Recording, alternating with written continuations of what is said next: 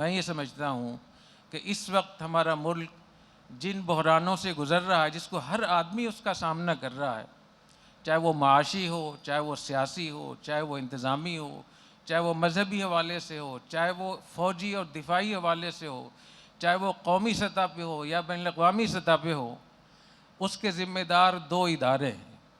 اس بات کو ہمیں ماننا ہوگا۔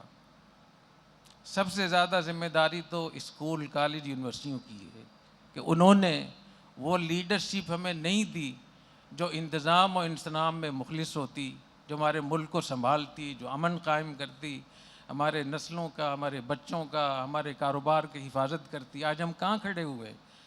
تو یونیورسٹی سے جو لوگ فارغ ہو کر مختلف بیوروکریسی میں، مختلف اداروں میں جاتے ہیں، ان کو یہ بات قبول کرنی چاہیے کہ جو کچھ ابھی ہو رہا ہے ہم اس کے ذمہ دار ہیں۔ اسی طریقے سے 20 سال سے جو یہاں قتل و غارت گری ہو رہی ہے، پورا ملک برباد ہو گیا ہے، 1 لاکھ سے زیادہ لوگ شہید ہو چکے ہیں، ہماری معیشت خیبر پختونخوا کی برباد ہو گئی ہے، پورے ملک کی، اور دنیا میں ہمیں کس نام سے پہچانا جاتا ہے؟ اس کے ذمہ دار ہمارے وہ لوگ ہیں جن کے دینی مدارس ہیں، دینی جماعتیں ہیں، دینی تحریکیں ہیں۔ انہوں نے اس ملک کو وہ قیادت نہیں دی جو آپس میں پیار محبت والی ہو، جو مسائل کو حل کرنے والی ہو۔